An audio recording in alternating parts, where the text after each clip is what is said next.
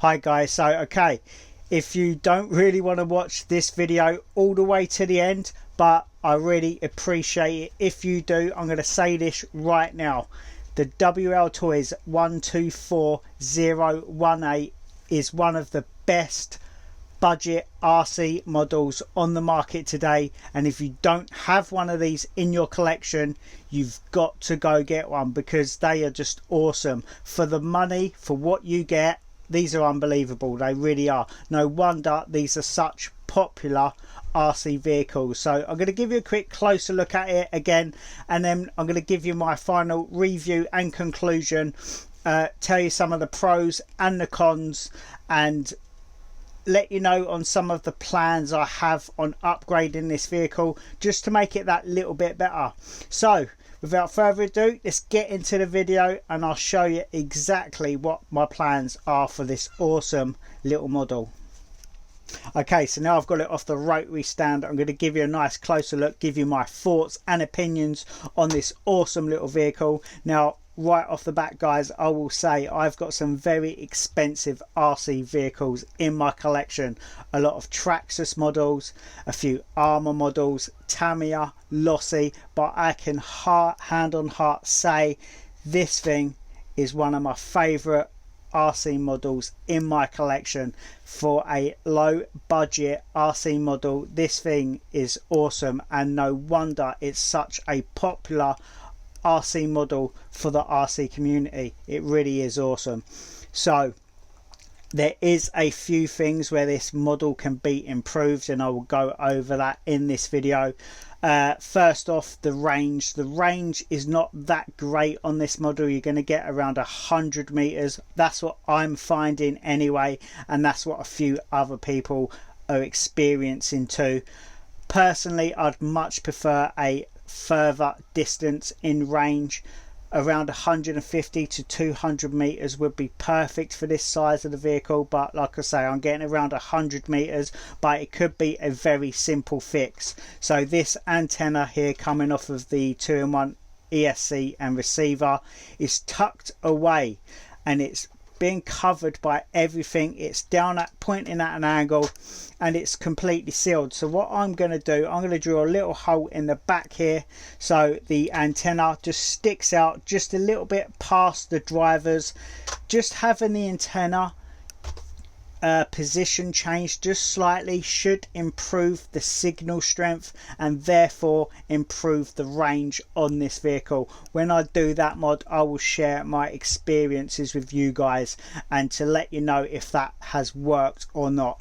Also, another thing, this 550 or 540 size brushed motor gets extremely hot. Once again, because this chassis is like a sealed unit, there's not much airflow going to that motor, which would normally help it cool down. So what I'm going to do, I'm going to just fit one of these cheap heat sink and motor fans on here. So basically I'm going to mount the heat sink to the motor and have the fan sticking upwards. I will cut a little hole behind the driver there just so the fan sticks up out of the actual canopy, sucking in air and cooling that motor down. And how I'm going to wire it, basically I'm going to unplug the light bar, the LED light bar. I'm going to unplug that, make a little converter adapter so I can plug the fan in directly to the electric speed controller alongside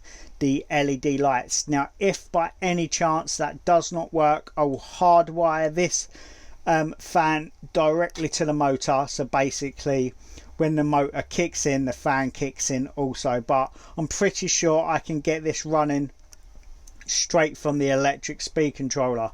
The batteries that this upgraded version comes with, the 7.4 volt 2600 mAh LiPo batteries, are giving me around 15 to 20 minutes runtime depending on how hard I'm pushing the vehicle. Obviously on road you're going to get a little bit more runtime than say running on grass, because on road there's a lot less resistance, and yet again more resistance and more heat is going to be generated on that motor. So I highly recommend you getting a fan fitted, because it's not only going to save the heat damaging your motor, but it's going to stop the heat from the motor transferring over to your electric speed controller as well, so it will keep both components nice and cool. Another thing I need to do is grease the diffs. A lot of people are saying that these things don't come with much grease in the diffs, so I'm going to be doing that. But really guys, that is just maintenance on an RC vehicle. Eventually, even if the diffs did come lubed up nicely, you're going to want to take them apart when it comes to doing maintenance anyway. But guys, like I say, this thing is just absolutely awesome. I love it so much, and the build quality is great.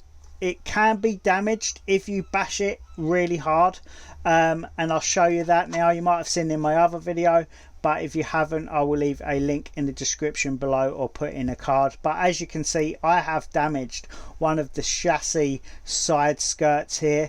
Now, I did a high speed crash. Basically, it was full throttle and I flipped it and it crashed into a metal pole and it cracked the side panel here. But these parts are interchangeable. You can get the replacement parts for this, and I got them delivered for £3. So not only can you get all of the parts for this vehicle, you can get them dirt cheap as well, and that's just another huge bonus for this model, knowing that it's cheap but you can also get all of the parts really cheap as well. It's a no-brainer guys. This thing is a must-have for any RC lover. It really is. Not only is it great for us big kids, but you could give this to a kid as well, no problem, and they will have a lot of fun. And because you've got a throttle dual rate, you can turn the speed down as well. So if you find it a little bit too quick for a kid, just turn the speed down and it's going to go slower, and then it'll be even more suitable for those young kids. So yeah, I am super impressed with this. Another thing that I'm planning on doing guys, I'm going to put some bigger wheels on there as well, not permanently but just to swap and change them every now and then. I'm going to get some slightly larger, slightly more aggressive tread tires as well, just to make it a bit more capable on longer and higher grass. These wheels perform great on the road, on gravel. On grass they're fine, but if you had slightly larger, more aggressive tires, it's going to perform even better on the high grass as well. But yeah guys, like I say, I'm super impressed with this. I don't want to go on too much because like I say, this is just a conclusion video, sharing my thoughts and opinions on this vehicle, tell you a little bit about it. But if you haven't seen my video, like I say, this thing is awesome. You've got fully adjustable tie rods, turnbuckles so you can adjust your towing and camber, fully adjustable oil filled aluminium shocks front and rear, high quality metal drivetrain front and rear, as well as a metal drive shaft as well. Like I say guys, highly recommend this vehicle. So without me waffling on way too much, I'm going to cut the video there. So thank you so much for watching guys. More importantly, happy RCing and take care. Bye bye.